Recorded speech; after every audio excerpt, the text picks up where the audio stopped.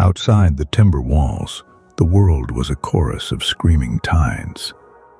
The stars were being extinguished one by one, drowned in an abyss that had no floor. History remembers the names of the men who stood in that hall: Noah and his sons. But the silence of Scripture hides a deeper mystery. Standing in the shadows were three women whose names were never carved into stone. Yet they held the entire destiny of the human race in their wombs. To the world that perished, they were ghosts. To the world that was coming, they were the architects of every heartbeat. These were the last living libraries of an erased age, carrying forbidden secrets across the threshold of the flood. Somewhere in your own pulse, an ancient ghost is speaking. Before we can look at the nations, we must look at the women standing in the shadows, the forgotten matriarchs who walked through the storm to ensure you were born. Who were these women, and what did they see when the door closed against a world of drowning stars? After the flood, the world smelled of wet earth and a chilling, absolute silence. The rivers of Mesopotamia had not yet carved their familiar paths, and the great plains of Shinar were still soft, yielding like a fresh grave under the memory of the waters. Humanity stood on the razor's edge of a new beginning. At the heart of this beginning was a woman whose name has been swallowed by the tides of history: Sedeqetelebab. The Book of Jubilees preserves her identity like a fossil pressed into stone, a name that feels heavy and ancient on the tongue. While the Bible leaves her in the shadows behind Shem, ancient whispers suggest she was the true keeper of the fire. Imagine her stepping off that ark into a world of gray mud, holding a flickering lamp against the vast, empty horizon. Through her, the blood of the antediluvian world flowed into the veins of the new. From her womb came the first great branches of civilization: Elam, the father of Persia; Ashur, the progenitor of the Assyrian Empire; and Arpachshad, the ancestor of Abraham. But what was the nature of that heartbeat? Some scholars look at her name, which hints at Sedek, or righteousness, and wonder if she carried the pure spiritual legacy of Adam's son, Seth. Yet a darker possibility lingers. In the technical silence of the genealogies, we find that the first cities built after the flood mirrored the design of the city of Enoch, Cain's city. If Sedeqetelebab was a daughter of the line of Cain, she brought with her the terrifying brilliance of a fallen world.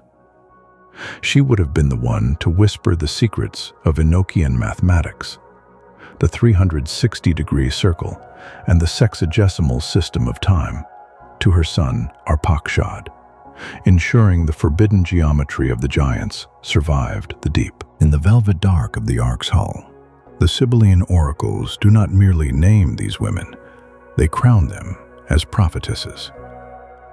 This title suggests they were sentinels between two worlds, the custodians of a pre-flood flame that Noah, distracted by the mechanics of the vessel, might have overlooked.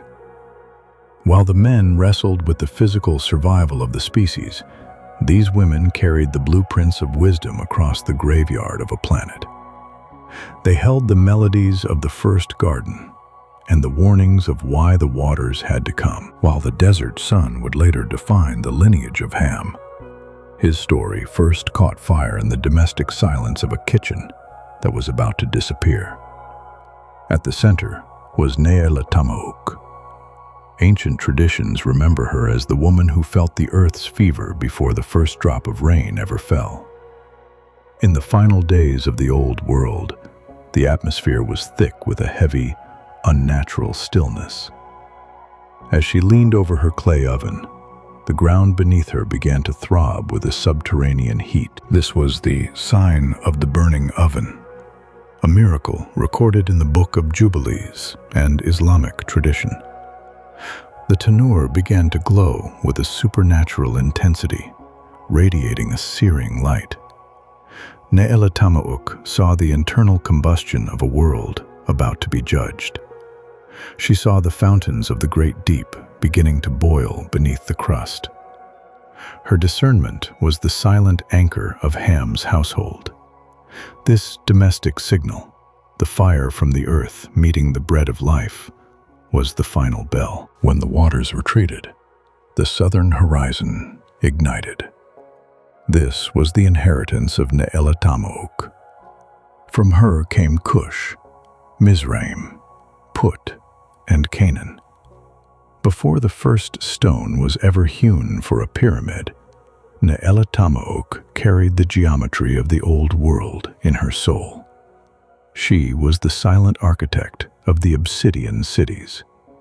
These were echoes of a grandeur that existed before the clouds broke. Ancient whispers suggest her blood traveled further, riding monsoon winds to the tip of the Indian subcontinent, linking her lineage to the early Dravidian peoples.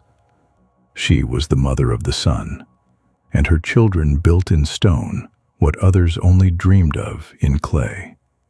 Even now, the shadows of the pyramids reach back toward her, hiding the technological secrets of the antediluvian master builders she preserved. To look upon the third woman is to look upon the distance itself. Adataneses, the wife of Japheth, was the mother of the horizon. Ancient traditions call her the mother of the islands, a title carrying the weight of every mountain peak yet to be climbed. From her womb came 7 sons: Gomer, Magog, Madai, Javan, Tubal, Meshech, and Tiras. Noah prayed that God would enlarge Japheth, but this enlargement was a biological expansion carried out through the endurance of Adataneses. Her spirit had to be as vast as the territories her children would eventually claim. Standing on the high cliffs of the post-flood world, she looked out at a map that had no names. From her roots grew the great Indo-European branches, the Celts in their mist-heavy forests, the Greeks in their marble cities, the Germanic tribes, and the Slavic nations. Her reach did not stop at the Caucasus. The threads of her lineage pulled tight across the steppes into Siberia, and deeper still, into the high plateaus of East Asia. The realization is staggering. She is the biological mother of half the human race. Is it possible that even the indigenous spirits of the Americas carry her ancient signature? The genetic haplogroups found in ancient skeletons often point toward a singular, rapid expansion of a maternal line that mirrors the narrative of Adataneses. She is the mother of the widening, the silent architect of the great expansion that defined the West and the mysteries of the East. Beneath the groaning timber of the Ark's hull, while the world outside dissolved, a different kind of survival was taking place. The Ark was a library of the mind. These women sat in the shadows of the lower decks, whispering. They were the bridge.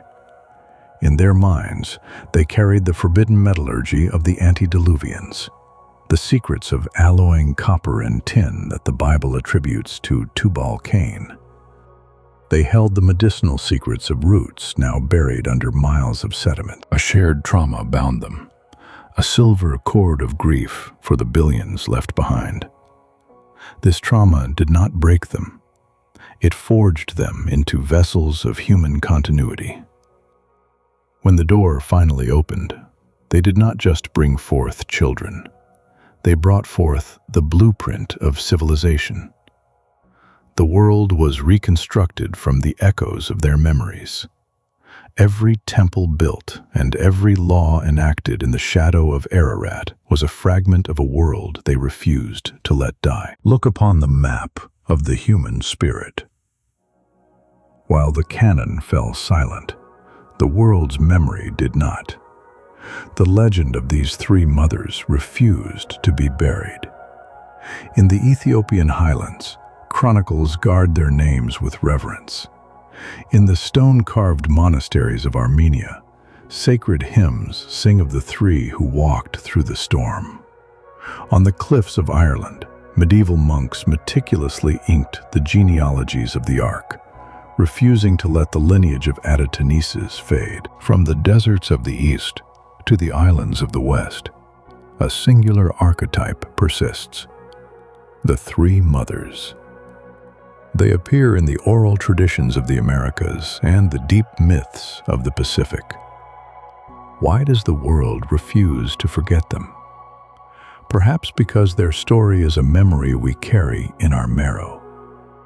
But as we unroll these scrolls, a darker truth surfaces.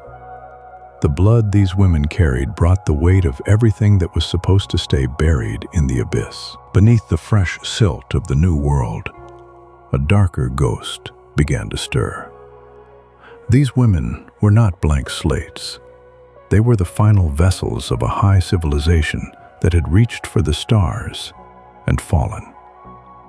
Ancient whispers suggest they were more than mere humans of the righteous line, that they were the carriers of the Nephilim legacy, a blend of brilliance and primordial violence. Imagine the weight. As they planted the first seeds, they carried within their marrow the blueprints of cities made of crystal and bone, and the mathematical secrets of the Watchers. They were bringing the forbidden fire into a new garden. Every child they bore was a mixture of grace and the old rebellion. The brilliance of the antediluvian artisans was rewritten into the genetic code of every nation. We think of the flood as a total cleansing, but through these three mothers, the DNA of the old world survived.